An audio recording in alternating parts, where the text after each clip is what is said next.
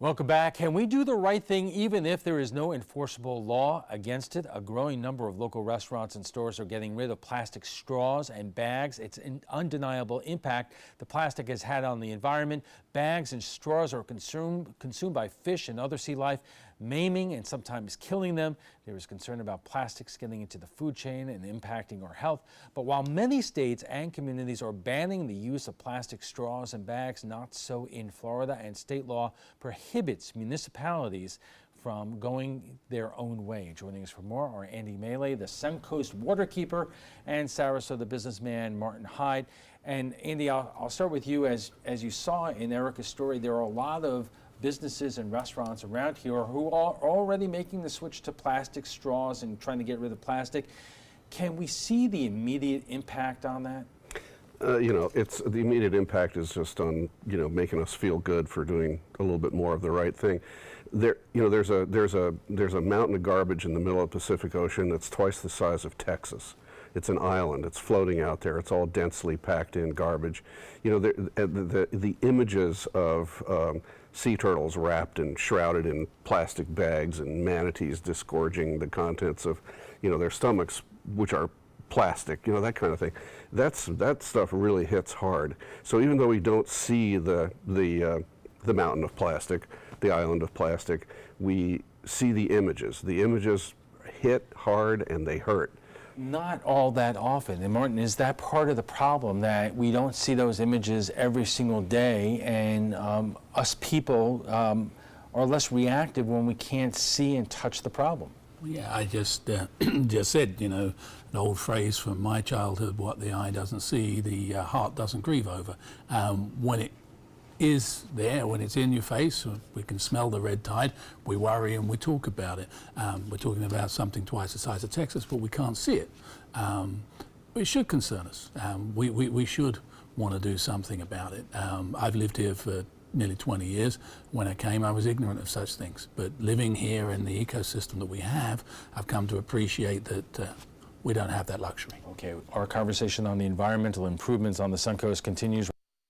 Welcome back. We are talking about giving up plastic straws and bags because of the impact on the environment. And joining us for more are Andy Mealy, the Suncoast Waterkeeper, and Sarasota businessman Martin Hyde. Martin, we talked about what local businesses are doing. The question becomes whether there should be laws that you have to do it, whether it's on a citywide basis, countywide, or statewide. Other cities and states do it. Why don't we? I think that's confusing for everybody, frankly, until I looked into it in the last few years, this complication of home rule versus state legislation.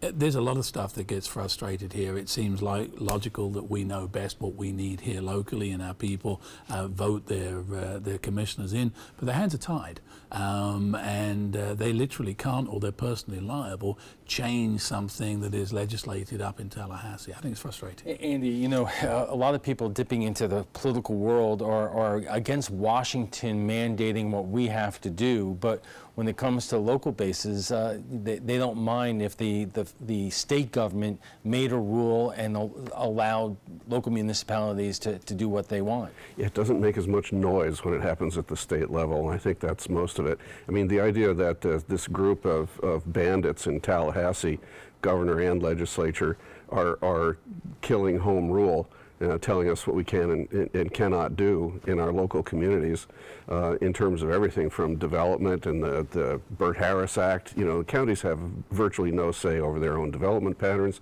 the cities likewise, and a simple thing like banning plastic bags should be just a total no-brainer, and yet there must be a big plastic bag lobby up there somewhere. All right, we are just getting warmed up. Our conversation on the environmental improvements on the Suncoast will continue after a quick break. Stay with us. Welcome back. We are talking about the growing move to get rid of plastic straws and bags here on the Suncoast and more. And joining us is Andy Mealy, the Suncoast Waterkeeper, and Sarasota businessman Martin Hyde. I want to turn to solar for a moment, which there are a lot of people in my neighborhood are putting up solar panels, but you get into this situation where because of our interesting state laws, Andy, there are just so many people who can do that and get the tax advantage, and then the electric companies can shut it off. as a nation, we are allergic to central planning because central planning harkens back to the Soviet Union.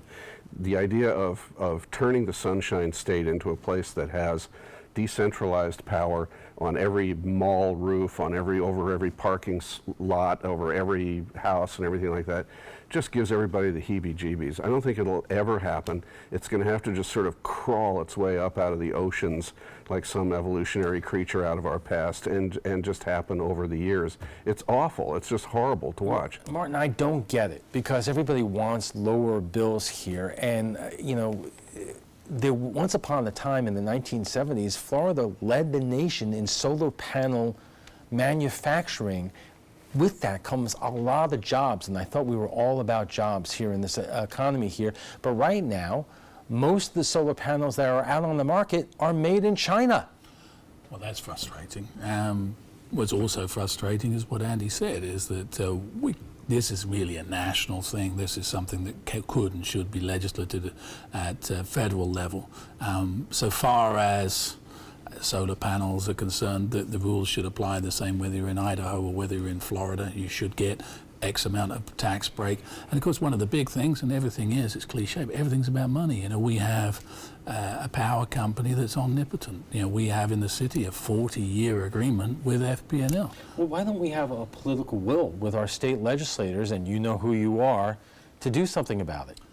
I don't think it's on people's radar. Andy made the point about things that people can see, and we talk about the same issues every time in every election cycle, and we overlook things that perhaps we can have a more meaningful impact that we could definitively do something about. It's money in politics, Alan. You know it. You know perfectly well. It's ever since Citizens United passed, we have no more democracy. It's all being controlled by, in this case, big oil still has more money than anybody else, and they're squashing solar. Or is it something else, Andy? Again, dipping into the political realm here, that people are supportive of solar panel, they are supportive of banning plastic bags and straws, but when it gets down to it in the voting booth, that's not what they're voting for. They're voting for what candidate is better in terms of my wallet and my pocketbook. Yes and no. Look, we got a problem. There's 8 million tons of plastic going into the oceans every year.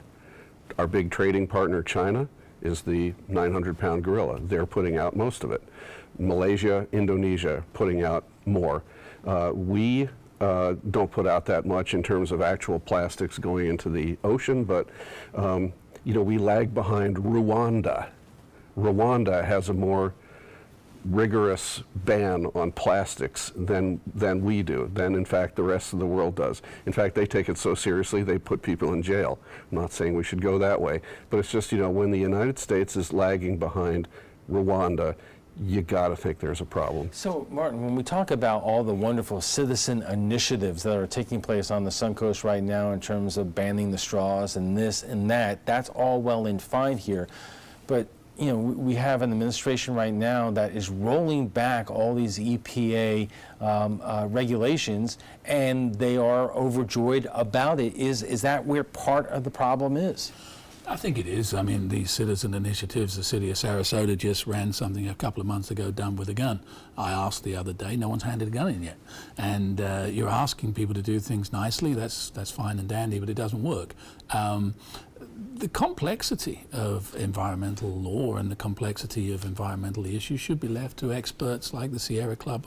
It shouldn't really be left to politicians. Politicians are going to go, and always going to go, with where the money is, where the support is, and where the support is much more coming from big oil, big electricity companies, power companies, and so on and so forth.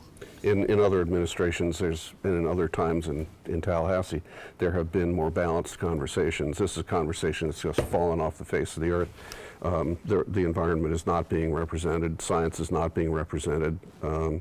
It's grim. Even as something as basic as economics is being warped and twisted, But Andy, I'll get back to the question I asked a few minutes ago. If people feel so strongly the way that you do, then vote on it. And people are not voting for or demanding from the candidates who are running for office right now how they feel about issues ranging from solar to plastics to whether or not they should do something about the EPA, which is basically rolling back every environmental regulation known to mankind. It's barely on the electoral radar, even here, the environment. I keep telling my Democrat friends, run on the stinking environment. You know, the constitutional conservatives are taking over the environment. They're running on the environment. The Democrats are not. I could ask you the same question. If many Republicans feel the way that you do on that, why not have Republicans run for office who are going to say, whoa, we do care about the environment and we don't want what we're seeing in Washington going on? Well, I don't think it shouldn't be a partisan issue. It should be a common sense issue. Clearly, but today it is a partisan I understand, issue. But the truth is that we are only here for a step in time. We don't have the right to divert the nature of the planet. Right, and even today, even with our Senate race and our governor's race, there are stories about the amount of money that Governor Scott and his family are getting from whether it's Big Sugar or other environmental interests or non-interests. This is not just in Washington. This is in Tallahassee. And his protege Adam Putnam too is receiving buckets of money from those huge special interests. On the other hand, dipping back into politics again, Ron DeSantis, who is running for governor, is not taking money for Big Sugar, and we've been talking about Big Sugar and the green slime from Lake Okeechobee a lot lately. We need to revisit. It's a fundamental and fatal flaw in our system, as wonderful a country as we have here. The political money, the campaigning and the lobbying is out of control, and it taints and twists everything. Alan, plastics going into the ocean is an economic problem at its root. Corporations are passing their pollution, just like the old days of Love Canal. It's not like toxic ooze, it's plastic. It's getting pushed downstream and it's accumulating in the environment in these huge islands in the middle of the ocean. The corporations who made the profits from selling and packaging and so on of those things need to step up or be made to step up to either pay for mandatory recycling. Recycling should not be a market-based thing. It should be a societal value that is inflexible and immutable, and it should be paid for a combination of market and corporate in order to rectify the imbalance in the markets. And we'll have to leave it there, gentlemen. Thank you very much. We want to thank our guest, Andy Maley, the Suncoast Waterkeeper, and Sarasota businessman Martin Hyde.